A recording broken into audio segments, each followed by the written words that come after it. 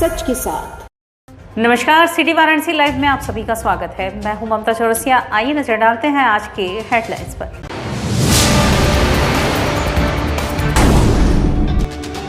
CV mart में काम करने वाले युवक का बंद कमरे में मिला शव, हत्या की आशंका। कई दिनों से सीवर की समस्या से जूझ रहे 80 के लोगों ने किया चक्का जाम। वाराणसी पहुंचे प्रभारी मंत्री आशुतोष टंडन ने कहा, पेगासस मामले को बेवजह तूल दे रही है विपक्ष। इलेक्ट्रिसिटी बिल 2021 के विरोध में 10 अगस्त को विद्युत कर्मी करेंगे कार्य बहिष्कार। और अब खबरें विस्तार से। सीवी मार्ट में कार्यरत एक युवक की बंद कमरे में लाश मिली। मौके पर पहुंचे पुलिस ने हत्या की आशंका जताई है। वाराणसी के सिगरा थाना अंतर्गत माधोपुर निवासी प्रभु नारायण सिंह के मकान में किराए पर रह रहे रवि मौर्य नामक किराएदार का आज गुरुवार को उसके कमरे में शव मिला।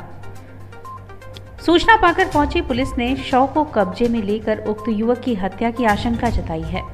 मिली जानकारी के अनुसार राजू मौर्य पिछले 3 महीनों से प्रभु नारायण सिंह के मकान में किराए पर रहता था। पिछले 3 दिनों से कमरे के अंदर से दुर्गंध आने पर पड़ोसियों ने किसी अनहोनी की आशंका पर नजदीकी सिगरा पुलिस को खबर दी। सिगरा पुलिस ने मौके पर आकर देखा तो बाहर से कमरे का दरवाजा बंद था, ताला लगा हुआ था। ताले को खोले जाने पर बंद कमरे के अंदर से राजू मौर्य का शव पड़ा मिला। पुलिस के अनुसार हत्या की आशंका जताई जा रही है। राजू मौर्य पिछले 3 दिनों से घर से बाहर नहीं निकला है, जिसके बाद परिजनों ने किसी अनहोनी के मद्देनजर मोबाइल न मिलने से परिजन राजू मौर्य के किराए के कमरे पर पहुंचे, जिसके बाद कमरे को खोला तो अंदर राजू मौर्य का लाश मिला। रवि मौर्य नामक एक नवयुवक जिनकी उम्र लगभग 26 वर्ष बताई जा रही है, यह मूल रूप से जौनपुर जिले के केराकत थाना क्षेत्र के मुरारा गांव के रहने वाले हैं। यहाँ सीवी मार्ट में काम करते थे और पिछले लगभग 2 महीने से यहाँ पे कांति कुंज में किराए के मकान में रहते थे। आज लोगों ने सूचना दिया, जिस किराए के कमरे में रहते थे वहाँ से काफ़ी दुर्गंध आ रही थी। पुलिस को सूचना दी गई है। पुलिस विभाग के कर्मचारी अधिकारी मौके पहुँचे, फील्ड यूनिट आई है। डेड बॉडी को देखा गया तो प्रथम दृष्टया प्रतीत हो रहा है कि उनका मर्डर किया गया है। बॉडी कैसी मिली है? बॉडी कमरे में फर्श पे लेटी हुई स्थिति पे थी। प्रथम दृष्टया मर्डर किया जाना प्रतीत होता है। विद्युत कर्मचारी संयुक्त संघर्ष समिति द्वारा गुरुवार को यह निर्णय लिया गया कि यदि इलेक्ट्रिसिटी बिल 2021 वापस नहीं लिया गया तो कर्मचारी 10 अगस्त को 1 दिवसीय हड़ताल व कार्य बहिष्कार करेंगे। विद्युत कर्मचारी संयुक्त संघर्ष समिति के आज गुरुवार को वाराणसी में विद्युत प्रशिक्षण संस्था भिखारीपुर हाइडल कॉलोनी में हुए प्रांतीय सम्मेलन में प्रस्ताव पारित कर यह निर्णय लिया गया कि यदि इलेक्ट्रिसिटी बिल 2021 वापस न लिया गया तो देश के 15 लाख बिजली कर्मचारियों व इंजीनियरों के साथ उत्तर प्रदेश के सभी ऊर्जा निगमों के तमाम बिजली कर्मचारी, जूनियर इंजीनियर व अभियंता आगामी 10 अगस्त को 1 दिन की हड़ताल कार्य बहिष्कार करेंगे। इस सम्मेलन को संबोधित करते हुए संघर्ष समिति के प्रमुख पदाधिकारियों ने केंद्र सरकार से मांग की है कि बिजली कानून में व्यापक बदलाव वाले इस बिल को जल्दबाजी में पारित करने के बजाय इसे संसद की बिजली मामलों की स्टैंडिंग कमेटी को भेजा जाना चाहिए और कमेटी के सामने बिजली उपभोक्ताओं और बिजली कर्मियों को अपने विचार रखने का पूरा अवसर दिया जाना चाहिए। उन्होंने ये भी कहा कि इलेक्ट्रिसिटी एक्ट 2003 में उत्पादन का लाइसेंस समाप्त कर बड़े पैमाने पर बिजली उत्पादन का निजीकरण किया गया, जिसके परिणाम स्वरूप देश की जनता को निजी घरानों से बहुत महंगी बिजली की मार झेलनी पड़ रही है। अब इलेक्ट्रिसिटी बिल 2021 के जरिए बिजली वितरण का लाइसेंस लेने की शर्त समाप्त की जा रही है, जिससे बिजली वितरण के संपूर्ण निजीकरण का मार्ग प्रशस्त हो जाएगा। सारा बिल जो लाया जा रहा है कारपोरेट के हित में है, आम उपभोक्ता के खिलाफ है, बिजली कर्मचारियों के खिलाफ है। आज ऐसे सम्मेलन सारे देश के सभी प्रांतों में चल रहे हैं। उत्तर प्रदेश में यह सम्मेलन लखनऊ में ना होकर वाराणसी में इसलिए किया जा रहा है क्योंकि यह माननीय नरेंद्र मोदी जी की जो हमारे प्रधानमंत्री हैं उनका संसदीय क्षेत्र है, जिससे उन तक हम अपना संदेश पहुंचा सकें। और इस सम्मेलन के माध्यम से एक प्रस्ताव पारित किया गया है, वह प्रस्ताव भी प्रधानमंत्री के कार्यालय में हैंडओवर किया जाएगा और उन तक हम अपनी अपील पहुंचाना चाहते हैं कि इस बिल को जल्दबाजी में पारित न किया जाए, बिजली कर्मियों से व्यापक चर्चा किया जाना आवश्यक है। प्रांतीय सम्मेलन की अध्यक्षता इंजीनियर चंद्रशेखर चौरसिया व संचालन राजेंद्र सिंह ने किया। इस अवसर पर संघर्ष समिति के प्रमुख पदाधिकारियों प्रभात Singh, Jayaprakash, Jawaharlal Vishwakarma, Mayashankar Tiwari, AP Shukla, AK Srivastava, RK वाही, ज्योतलाल, मनीष श्रीवास्तव, रामकुमार झा, विशंबर सिंह, वीरेंद्र सिंह, केदार तिवारी, सुनील कुमार यादव, अंकुर पांडे आदि सम्मेलन को संबोधित किए। वाराणसी पहुंचे प्रभारी मंत्री आशुतोष टंडन ने मीडिया से मुखातिब होते हुए सोनिया गांधी और ममता बनर्जी की मुलाकात पर टिप्पणी करते हुए कहा कि विपक्ष के पास कोई मुद्दा ही नहीं बचता, वो चाहे जितना एक खोले। वाराणसी पहुंचे प्रभारी मंत्री आशुतोष टंडन ने मीडिया से मुखातिब होते हुए सोनिया गांधी और ममता बनर्जी के मुलाकात पर कहा कि विपक्ष के पास कोई मुद्दा नहीं है, वो जितना भी एकजुट हो ले जनता सब जानती है। पेगासस पर उन्होंने कहा कि ये कोई मुद्दा नहीं है, विपक्ष जबरदस्ती इसे मुद्दा बना रही है।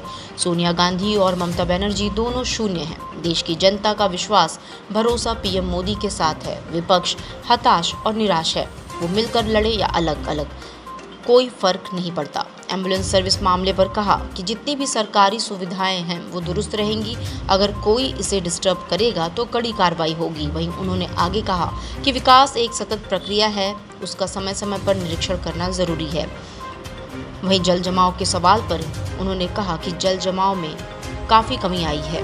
का विश्वास भरोसा प्रधानमंत्री आदरणीय मोदी जी के साथ है और विपक्ष हताश और निराश है, कोई मुद्दा इनको मिल नहीं रहा है और वो मिलके लड़ते हैं, अलग अलग लड़ते हैं, इससे हमको कोई फर्क नहीं पड़ता है। दो जीरो मिलकर भी जीरो ही रहेंगे। जितनी सरकारी सेवाएं हैं वो चुस्त दुरुस्त रहेंगी और अगर कोई भी उन सेवाओं में बाधा डालेगा तो उस पर निश्चित कार्रवाई। सभी DM को एम्बुलेंस वापस कब्जे में लेने की बात कही गई, तो वैकल्पिक क्या व्यवस्था होगी? सरकार उसके लिए सचेत है, व्यवस्था बिल्कुल दुरुस्त है, कोई चिंता नहीं है। विकास एक सतत प्रक्रिया, कंटिन्यूअस प्रोसेस है और विकास चलता है। जनप्रतिनिधियों के ये दायित्व है कि उनका निरीक्षण करते रहें, देखते रहें, उनको नियत समय पे सारी योजनाएं परियोजनाएं पूर्ति हो, गुणवत्तापरक हो और शासन की जो जन कल्याणकारी योजनाएं हैं उनका पात्र लाभार्थियों को उसका लाभ मिले, यथाशीघ्र मिले। इसी के लिए हम सब पिछले वर्षों के मुकाबले जल जमाव में बहुत कमी आई है और हम निरंतर इसके लिए प्रयासरत हैं और आने वाले समय में इस समस्या को पूरी तरह। लगभग 2 महीने से सीवर की समस्या से जूझ रहे 80 क्षेत्र के नागरिकों ने गुरुवार को 80 चौराहे पे चक्का जाम कर दिया। विगत कई दिनों से सीवर जाम की समस्या से जूझ रहे 80 क्षेत्र के नागरिकों ने गुरुवार की सुबह चक्का जाम कर दिया। चक्का जाम कर रहे नागरिकों ने बताया कि विगत 2 महीने से हम लोग सीवर जाम की समस्या से जूझ रहे हैं। इस दौरान देश के प्रधानमंत्री और वाराणसी के सांसद PM मोदी, उत्तर प्रदेश के मुख्यमंत्री CM योगी सहित नगर व प्रदेश के आला अधिकारियों तक काशी का दौरा किए। क्षेत्र के लोगों ने मीडिया आदि के माध्यम से ध्यान दिलवाया, लेकिन कोई सुनवाई नहीं हुई। हम लोग क्षेत्र में सीवर के पानी से होकर आने जाने को मजबूर हैं। क्षेत्रीय नागरिक रामयश मिश्र ने बताया कि 80 क्षेत्र की समस्या पिछले कई महीनों से है। क्षेत्रीय पार्षद और विधायक सहित नगर निगम व जलकल के अधिकारियों से इसकी कई बार शिकायत की गई। सोशल मीडिया पर भी वायरल किया गया, अखबारों में भी समस्या आया, लेकिन जलकल के और नगर निगम के अधिकारी गांधी जी के 3 बंदर हो गए हैं। वह समस्या की अनदेखी कर केवल खाना पूर्ति करने में लगे हुए हैं। सीवर जाम के विरोध में चक्का जाम किया है। विगत 6 महीने से हम लोग सीवर जाम में आ जा रहे हैं। जनता यहाँ की परेशान है। अभी 2 दिन पहले ई-रिक्शा पलट गया था जिसमें महिलाएं गंभीर रूप से घायल हो गई। यहाँ पे जलकल, नगर निगम और गंगा प्रदूषण नियंत्रण इकाई के अधिकारी एक दूसरे पे दोषारोपण कर रहे हैं। समस्या का समाधान कोई नहीं कर रहा है। हम लोग आज यहाँ चक्का जाम।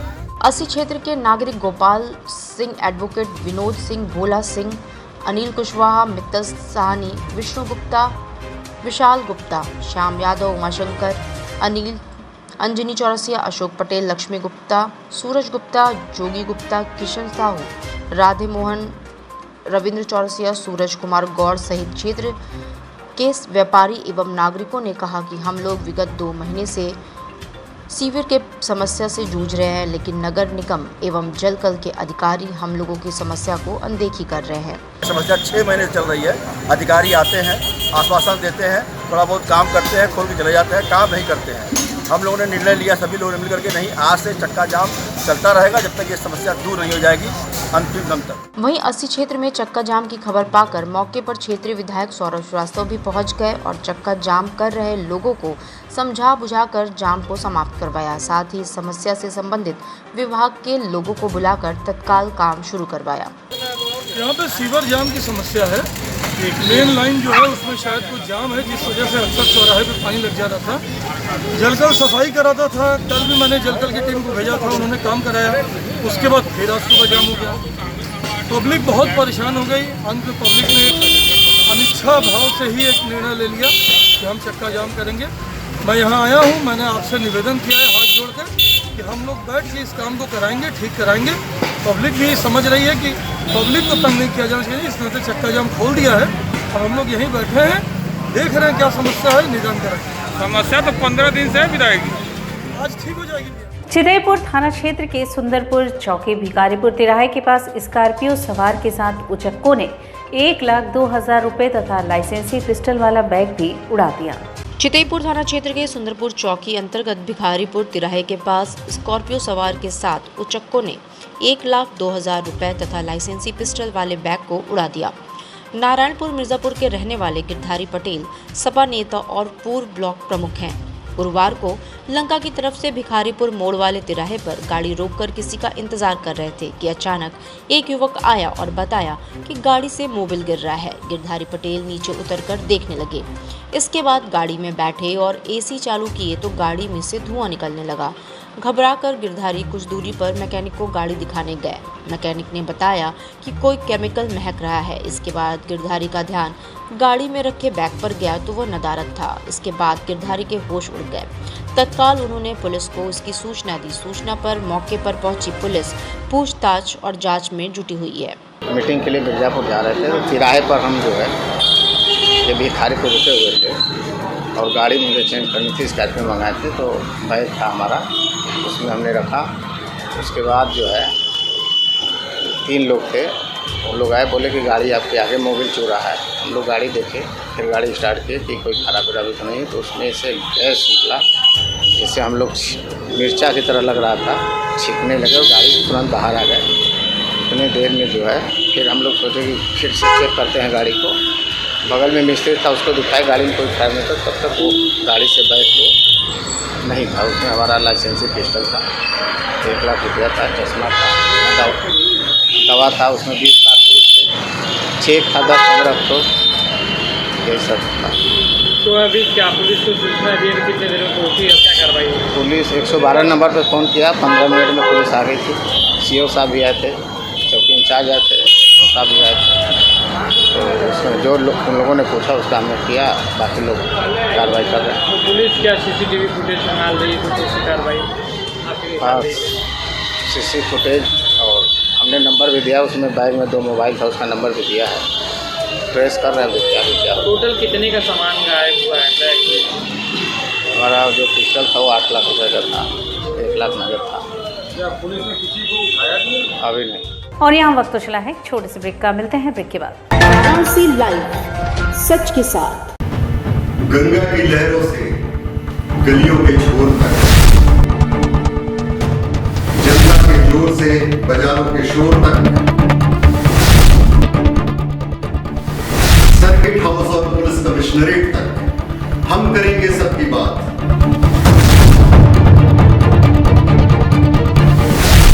देखिए मेरे साथ बनारस की बात। कोरोना वायरस ने देश में एक बार फिर से रफ्तार पकड़ ली है।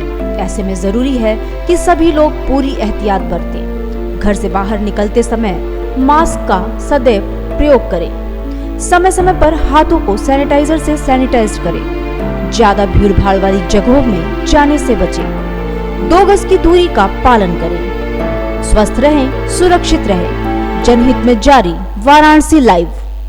वाराणसी लाइव, सच के साथ। और ब्रेक के बाद पुनः आपका स्वागत है। डेंगू जैसी बीमारी शहर में इन दिनों बहुत तेजी से फैल रही है, जिसके इलाज हेतु कबीरचौरा में इसके लिए एक वार्ड अलग से बनाया गया है। डेंगू जैसी बीमारी शहर में इन दिनों अपना पांव पसार रही है। दर्जन भर लोग इसकी चपेट में आ चुके हैं और इनका मंडलीय अस्पताल में इलाज भी चल रहा है। इस मामले को गंभीरता से लेते हुए कबीरचौरा मंडलीय अस्पताल में एक स्पेशल वार्ड बनाया गया है, जिसमें सारी सुविधाएं डेंगू के मरीजों को तत्काल मिलेंगी। इस संबंध में जब मंडलीय चिकित्सालय के प्रमुख अधीक्षक से बात की गई तो उन्होंने इसके प्रारंभिक लक्षण को विस्तार से बताया और उससे बचने के उपाय भी बताए। साथ ही उन्होंने कहा कि कबीरचौरा मंडलीय अस्पताल में भी डेंगू के मरीजों के आने का क्रम जारी है, जिन्हें पूरी सुविधा उपलब्ध है। चिकित्सालय में एक हमने डेंगू के लिए अलग से एक आइसोलेशन वार्ड बनाया हुआ है 10 बेड का, जहाँ पे कि हम डेंगू के मरीजों के लिए हमने सारी व्यवस्थाएं दी हुई हैं। मच्छरदानी है, मॉस्किटो की एंटी मॉस्किटो रेपेलेंट वहाँ पर रखते हैं और डेंगू की सारी व्यवस्थाएं हमने वहाँ पर दी हुई हैं। जो भी मरीज़ भर्ती होता है उसको हम अपने यहाँ इलाज देते हैं और उसकी सूचना मुख्य चिकित्सा अधिकारी वाराणसी को। वाटर कूलर है जिसमें कि इस समय बरसात के मौसम में लोग नहीं चला, उसमें पानी पड़ा हुआ है, बचा हुआ है, या अन्य जगह पे पानी कहीं पे इकट्ठा हो गया तो यहाँ पे ये इसका मच्छर अंडा देता है, लार्वा इसका बढ़ता है। कैसे बचा जाए डॉक्टर साहब? भाई सबसे पहला काम है कि पानी घर में किसी भी जगह पे इकट्ठा ना होने।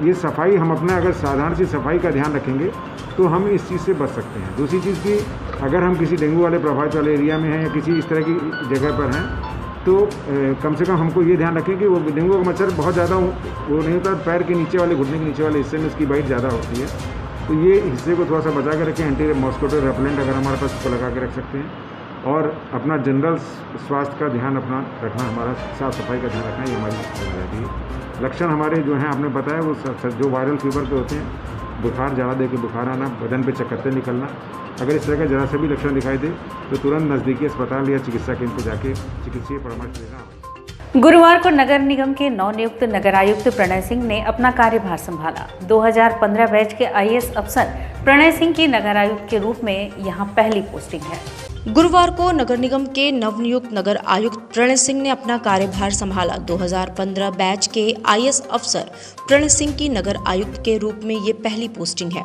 उन्होंने कार्यभार संभालने से पहले श्री काशी विश्वनाथ मंदिर और काल भैरव मंदिर में दर्शन पूजन किया। इसके बाद नगर निगम पहुंचे प्रणय सिंह ने यहां सभी अधिकारियों और ऑफिस कर्मियों से परिचय प्राप्त किया। इस दौरान मीडिया से बातचीत में उन्होंने कहा कि वाराणसी में बतौर नगर आयुक्त मेरी पहली पोस्टिंग है और बनारस नगर निगम में कई नए क्षेत्रों को जोड़ा गया है और यह एक पुराना शहर है। इसकी साफ सफाई, सैनिटाइजेशन और विकास के कार्यों को आगे बढ़ाना है और शहर का चौमुखी विकास करना मेरी प्राथमिकताओं में से एक है और शहर के विकास में नगर निगम की पूरी टीम के साथ कार्य किया जाएगा। बरसात के दौरान वाटर लॉगिंग की जो वजह है उसका रोड मैप बनाकर कार्य किया जाएगा ताकि जन सामान्य को इससे निजात मिले। नगर आयुक्त प्रणय सिंह ने ये भी कहा कि जनता की समस्याओं के लिए 24 घंटे मेरा COG नंबर ऑन है। कोई भी मुझे डायरेक्ट कॉल करके नगर की समस्या से अवगत करा सकता है। साथ ही जनता की समस्याओं से अवगत होने के लिए मैं प्रत्येक कार्य दिवस पर अपने कार्यालय में रहूँगा। यहाँ कोई भी आकर मुझसे मिल सकता है। देखिए, पहली पोस्टिंग है मेरी नगर आयुक्त के तौर पर। जिस तरह से बनारस एक बहुत ही पुराना और बहुत ही बड़ा शहर है, नगर निगम का क्षेत्र भी बहुत विस्तृत है और जिस तरह से मुझे अभी जानकारी मिली, कुछ नए एरिया भी नगर निगम में शामिल किए गए हैं, कुछ ग्रामीण नगर निगम में शामिल किए। तो साफ़ सफाई, विकास जितना हो रहा है, सैनिटेशन और शासन की जो प्राथमिकता है वही चुनौतियाँ कि उनको बिल्कुल अपेक्षा पर खरा उतरना है। लोगों को यही संदेश है कि नगर निगम आपके लिए कार्य कर रहा है, लेकिन नगर निगम को हर कार्य में जन सामान्य का, एक जनता का सहयोग अपेक्षित होता है, क्योंकि बहुत सारी चीज़ ऐसी हैं जिसमें लोग बढ़ चढ़ के पार्ट करेंगे तभी हम उसको सक्सेसफुल बना पाएंगे। मैं नगर आयुक्त वाराणसी हमेशा अप्रोचेबल हूँ। जिसको कोई शिकायत हो कभी भी पर्सनली आके मेरे नंबर पर फ़ोन कर सकता है, पर्सनली आके मेरे से मिल सकता है और जो भी होगा हम नगर निगम एज ए नगर आयुक्त, नगर निगम और आप जन सामान्य यहाँ के वाराणसी की जनता मिलकर ही इस ज़िले को, इस नगर निगम को विकसित की श्रेणी में ले जाएंगे। कोरोना के थर्ड वेव के लिए तैयारी जिला प्रशासन के साथ मिलकर DM सर भी अब इसमें पूरा कार्य कर रहे हैं। जो भी नगर निगम से अपेक्षित है, साफ़ सफाई या अलग अलग जो भी उसमें दायित्व मिलेंगे शासन के द्वारा, उसमें पूरी तैयारी करी जाएगी। जहाँ तक मुझको पता है कि जो थर्ड वेव की ऑलरेडी गाइडलाइंस आ चुकी हैं, क्योंकि इससे पहले मैं जिस ज़िले में था वहाँ पे हम लोग उसकी तैयारी, मेडिकल इंफ्रास्ट्रक्चर तैयार कर रहे थे तो मेडिकल इंफ्रास्ट्रक्चर के अतिरिक्त जो नगर निगम से अपेक्षित है, साफ़ सफाई या कोई पानी की फैसिलिटी जो भी है उसको पूरा किया जाएगा। ऐसी कोई दिक्कत नहीं है कि पूरा नहीं किया जाएगा।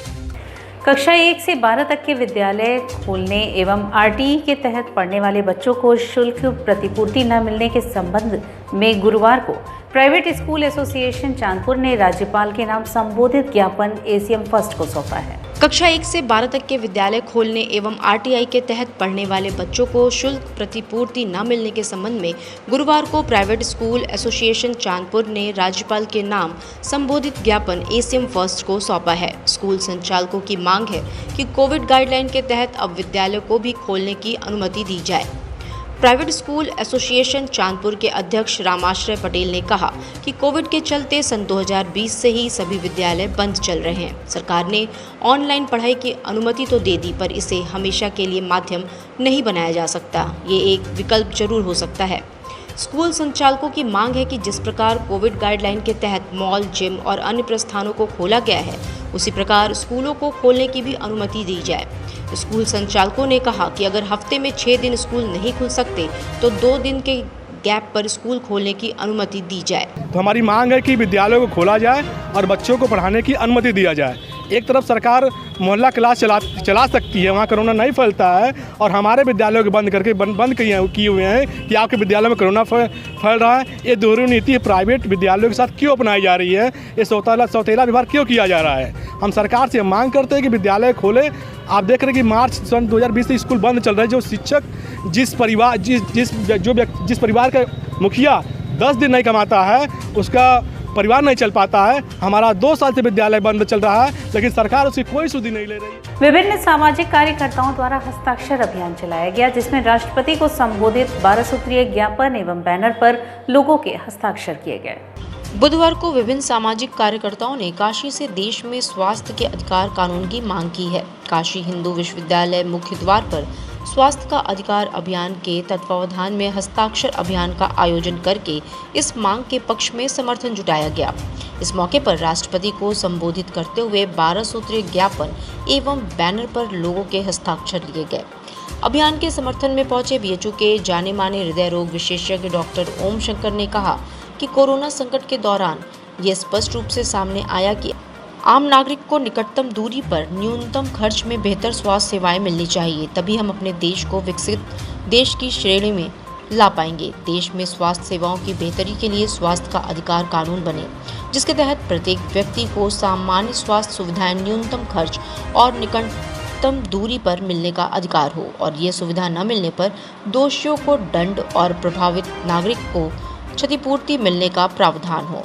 अभियान की तरफ से मांग की जा रही है कि देश में स्वास्थ्य सेवाओं का पूर्ण सरकारीकरण किया जाए एवं स्वास्थ्य का राष्ट्रीय बजट 3 गुना किया जाए। प्रत्येक 1000 की जनसंख्या पर निश्चित मानदेय पर जन स्वास्थ्य रक्षक की नियुक्ति हो, जो स्थानीय आशा कार्यकर्त्री और आंगनबाड़ी के साथ मिलकर सामान्य स्वास्थ्य सेवाएं उपलब्ध कराए। तापमान, रक्तचाप, मधुमेह एवं अन्य सामान्य जांच की सुविधा इस स्तर पर सुलभ होनी चाहिए, जबकि प्रति 20,000 की जनसंख्या पर प्राथमिक स्वास्थ्य केंद्र, 50,000 की जनसंख्या पर उच्चीकृत स्वास्थ्य केंद्र एवं 1 लाख की जनसंख्या पर सामुदायिक स्वास्थ्य केंद्र होना सुनिश्चित किया जाए, जहां विभिन्न प्रकार की आवश्यक जांच सुविधाएं के साथ ही अन्य सभी स्वास्थ्य सेवाएं उपलब्ध हों। इसके साथ ही ग्राम पंचायत स्तर पर मातृ शिशु कल्याण केंद्र होना भी आवश्यक है। ग्रामीण एम्बुलेंस सेवा को और बेहतर और सुलभ बनाया जाए। पूरे देश के नागरिकों के लिए स्वास्थ्य के मौलिक अधिकार की लड़ाई लड़ रहे हैं, और उसी लड़ाई को जो कि अभी अधूरी है, जो सरकार अभी तक उसको मानी नहीं है, और उसी को सरकार के सामने फिर से पुनः प्रस्तुत करने के लिए, जैसे कि कई बार हम लोग ने आमरण अनशन किया है जिसमें आप लोग खुद शरीक रहे हैं, उसी मांग को खास करके ये कोरोना जो है, कोरोना ने हमारी मांगों को और उसकी महत्ता को आज के परिप्रेक्ष्य में सरकार और समाज को बेहतर ढंग से समझाने की कोशिश की है। हर व्यक्ति इसको अपने दिल से इसके दुख को, दर्द को, स्वास्थ्य की कमियों को छुआ है, और यही हम वर्षों से कहते आए हैं कि स्वास्थ्य हर व्यक्ति का मौलिक अधिकार होना चाहिए। हर व्यक्ति को संविधान जो है आपको सम्मान के साथ जीने का और आपके सम्मान से समाज में रहने का अधिकार देता है, और इसी जो आर्टिकल 21 है, वो जो आपको इनडायरेक्टली स्वास्थ्य का भी एक अधिकार इनडायरेक्ट रूप से देता है, उसको हम लोग की मांगे हैं कि इसको आप सीधा सीधा डिफाइन करें और कि स्वास्थ्य हर व्यक्ति का इस देश में मौलिक अधिकार। हस्ताक्षर अभियान के दौरान कोरोना संक्रमण से बचाव संबंधी पर्चे भी वितरित किए गए। इस कार्यक्रम में प्रमुख रूप से वरिष्ठ हृदय रोग चिकित्सक डॉक्टर ओम शंकर, वल्लभाचार्य पांडे, राम जन्म, जागृति राही, धनंजय त्रिपाठी, दिवाकर सिंह, प्रकाश लुइस, डॉक्टर इंदु पांडे, महेंद्र राठौर, विवेक मिश्रा, शांतनु सिंह गौर, राजकुमार पटेल, अजय पटेल, प्रज्ञा सिंह, प्रदीप सिंह, रोहित राय, मुन्ना लाल अंबेडकर, साक्षी, श्याम राजभर, ओम राजभर, राजेंद्र चौधरी, चिंतामणि सेठ आदि लोग शामिल रहे। न्यायिक सुधार और अधिवक्ता कल्याण के लिए कांग्रेस के विधि विभाग की तरफ से गुरुवार को गोष्ठी का आयोजन किया गया। न्यायिक सुधार और अधिवक्ता कल्याण के लिए कांग्रेस के विधि विभाग की तरफ से गुरुवार को गोष्ठी का आयोजन किया गया, जिसमें न्यायालय के विस्तार, जजेस के नियुक्ति, अधिवक्ता के विस्तार, एडवोकेट प्रोटेक्शन एक्ट लागू किए जाने, वृद्धि अधिवक्ताओं के पेंशन, नए अधिवक्ताओं के स्टाइपेंड संबंधी बातों पर चर्चा हुई। ये मुख्य मांगे कांग्रेस पार्टी अपने एजेंडे में शामिल कर रहे हैं। इन मांगों को लेकर अधिवक्ता आंदोलन बनाएंगे और इन मांगों को राज्यपाल के पास लेकर जाएंगे। इन मांगों को लेकर आंदोलन के लिए अक्टूबर में कार्यक्रम प्रस्तावित है, जिसमें कांग्रेस महासचिव प्रियंका गांधी के शामिल होने की संभावना है। न्यायालय के विस्तार की बात, जजेस के अपॉइंटमेंट की बात, इंफ्रास्ट्रक्चर के विस्तार की बात, एडवोकेट प्रोटेक्शन एक्ट लागू किए जाने की बात, वृद्ध अधिवक्ताओं को पेंशन दिए जाने की बात, नए अधिवक्ताओं को स्टाइपेंड की बात, ये सारे मुख्य मांग कांग्रेस पार्टी अपने एजेंडे में शामिल कर रही है। हम इसको लेकर के एक आंदोलन बनाना चाहते हैं और राज्यपाल को ज्ञापन देना चाहते हैं, जो अक्टूबर में कार्यक्रम प्रस्तावित है, जिसमें माननीय महासचिव श्रीमती प्रियंका गांधी जी भी शामिल होंगी। ये हम लोग को पूरी आशा है और उन्होंने आश्वासन दिया। अस्सी नदी को अतिक्रमण मुक्त कराने के उद्देश्य से नगर निगम व वीडीए की संयुक्त टीम ने अपना कार्य शुरू कर दिया है। अस्सी को अतिक्रमण मुक्त कराने का अभियान बुधवार से शुरू हो गया। जिला प्रशासन, नगर निगम व वीडीए की संयुक्त टीम ने चितईपुर स्थित इंदिरा नगर कॉलोनी में 11 भवनों पर कार्रवाई की है। इन भवनों के नदी क्षेत्र में आ रहे हिस्से ध्वस्त कर दिए गए। वहीं 2 भवनों पर लाल निशान लगाते हुए भवन स्वामियों को 1 सप्ताह में मकान खाली करने की चेतावनी दी गई है। अस्सी नदी के ऊपर भवन स्वामियों ने ग्रीन बेल्ट भी बना रखी थी, जिसे ध्वस्त कर दिया गया है।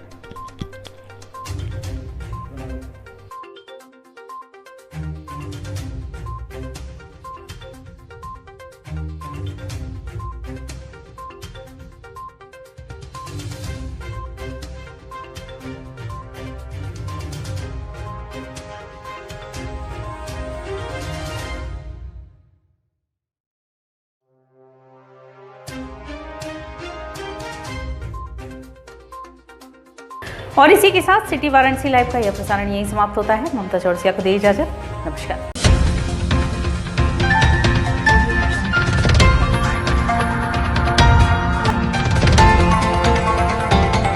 वाराणसी लाइव, सच के साथ।